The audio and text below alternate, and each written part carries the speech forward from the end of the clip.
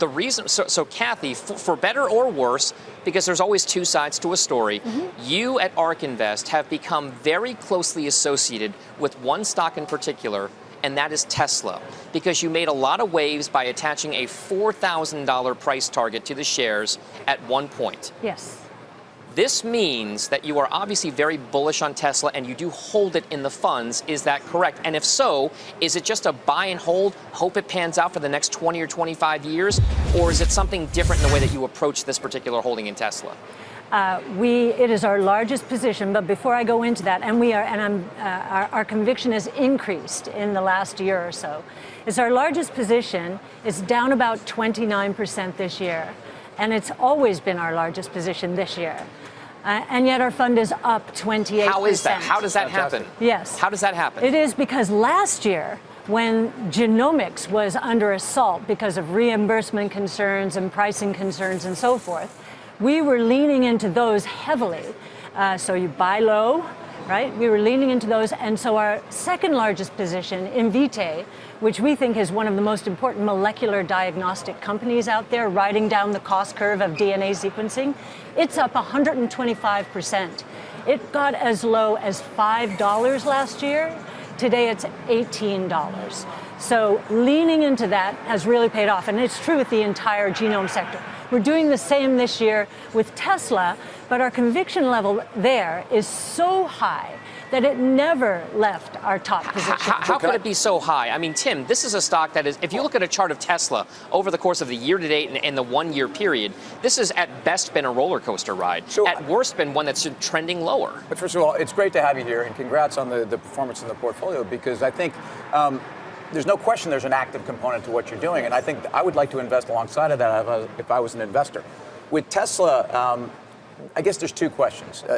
I think there's been some obvious issues in terms of performance and some obvious issues on the balance sheet, but that's my interpretation. It may not be yours. The first question I have is really just corporate governance risk, because I look at a company leaving aside an SEC investigation that one might argue is overdone. I think it's a company where disclosure and consistency and the same standards I would hold to any company, somehow for this company, no one seems to hold them to it. And how do you approach corporate governance? So we have a 6-point scoring system. All of them incorporate ESG in some way, shape, or form. First one is people management culture. Nothing bothered us about what Elon was tweeting or anything until funding secured, which once we found out that was not true, we said, okay, that's not good. And so we did ding Tesla for management when that happened. Does that mean a higher discount rate? I mean, yes. Mechanically, what does that mean? Yes, but you know what our target is. Right. It's not going to really move. No. Yeah. But within a month and then 3 months, 2 of our other scores started soaring. One was we learned about their artificial intelligence chip. We saw the specs. Right. And our analyst, James Wang, came from NVIDIA. That's what they're replacing. And he said, oh my goodness, and he's going to write something this Wednesday about it. This leapfrogs the competition. Yeah. And they're at least 3, if not 4 years ahead of the competition. And then a few months later, execution went up when not only did they not lose in the third quarter $700 million, but they made, this is cash flow, $1.4 billion. So that was a miss in terms of consensus expectations of roughly $2 billion. That's what happens with exponential growth. The Tesla chief continues to be an evangelist for full self-driving and Tesla's autonomous vehicle technology, saying that 2027 and 2028 will be ridiculously good. He also said of the technology, the only people who are skeptical are those who have not tried it. Musk and the rest of Tesla management spent little time discussing the automotive business on the earnings call, instead focusing on autonomy. Tesla didn't give specific guidance, but it did call for the vehicle business to return to growth in 2025, though it noted it wasn't fully switching new production to its next generation platform, which means it won't be able to lower costs as much as it hoped. The company still faces a lot of uncertainty in 2025, but investors seem to be buying into the autonomy story. If Tesla can take steps toward full autonomy, the stock could move higher, though it still faces considerable downside risk. But Tesla expects its core vehicle business to return to growth in 2025, the company said in its earnings presentation. The company also announced it plans to begin production next year on its Cybercab driverless taxi vehicle and to begin making its less expensive cars in the first half of 2025. The market reaction was a roller coaster. Shares dropped 5% in after hours trading Wednesday, building on a 2% decline during regular hours before reversing to a 5% gain by Thursday's market open, as investors seemingly oscillated between the disappointing Q4 financial results and the positive production updates. Tesla stock was up more than 4% by late afternoon Thursday, a whipsaw that befuddled even the most established analysts on Wall Street.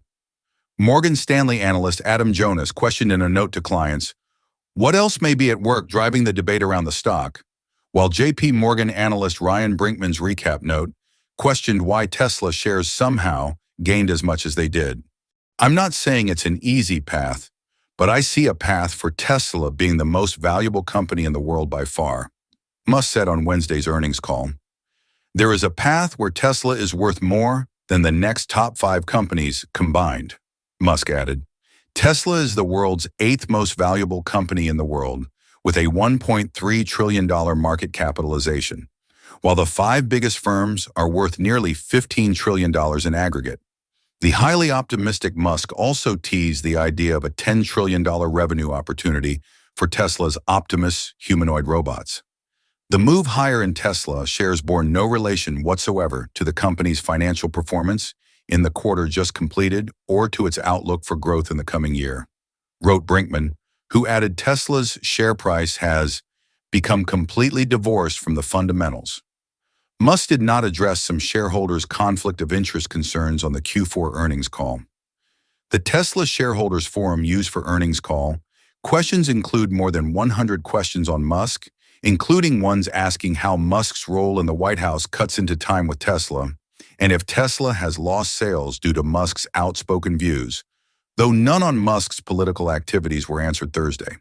Tesla, the most valuable automaker in the world valued at over $1 trillion, did not pay any federal income tax last year. Tesla's annual financial report, released this morning, shows the company enjoyed $2.3 billion of U.S. income in 2024, on which it reports precisely zero current federal income tax. Over the past 3 years, the Elon Musk-led company reports $10.8 billion of U.S. income, on which its current federal tax was just $48 million. That comes to a 3-year federal tax rate of just 0.4%, more than 50 times less than the statutory corporate tax rate of 21%. Tesla saved $500 million in taxes last year using accelerated depreciation. Tax breaks for executive stock options shaved $250 million off the company's tax bill. Unspecified U.S. tax credits were good for $300 billion of tax savings.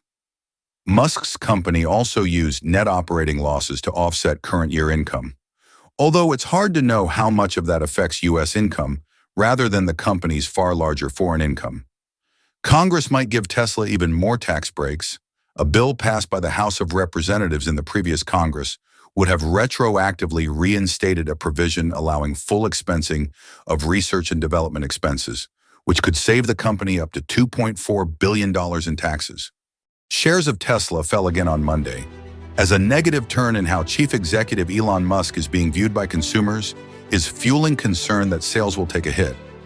There's also a growing unease that uncertainty caused by the Trump administration regarding incentives for electric vehicles and EV chargers could also reduce demand in the U.S. Demand for Tesla vehicles has already taken a hit overseas. The stock dropped 10% last week, its worst weekly performance since early October. While it has still run up 43% since the presidential election, in which Musk was a massive financial and campaign trail supporter of Donald Trump, it has slid about 25% since closing at a record $479.86 on December 17. There are market trends that Tesla stock is perming, contrary to right now.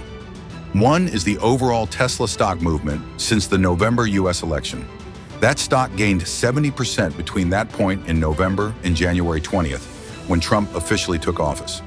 Tesla is also performing against the current bullish stock market trend. Meta, Amazon, Apple, Google, and Nvidia are all up this week, but Tesla is one of the notable stocks that is falling and falling sharply. It may seem extreme for Tesla stock to fall so much based solely on a business discussion that does not necessarily impact Tesla directly. However, when Musk is not focusing on Tesla, the investors get worried, and if he is planning to invest billions into buying an AI company, he may not be as concerned if Tesla flounders. A lot of Tesla's stock value has fluctuated over the last couple of months based mostly on political statements and internet chatter, more than on solid numbers.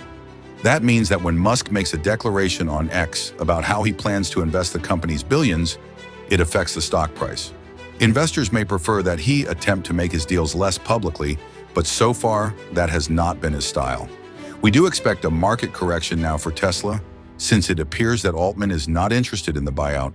But if it looks like Musk is still shopping around with billions, that could drive the stock price down further.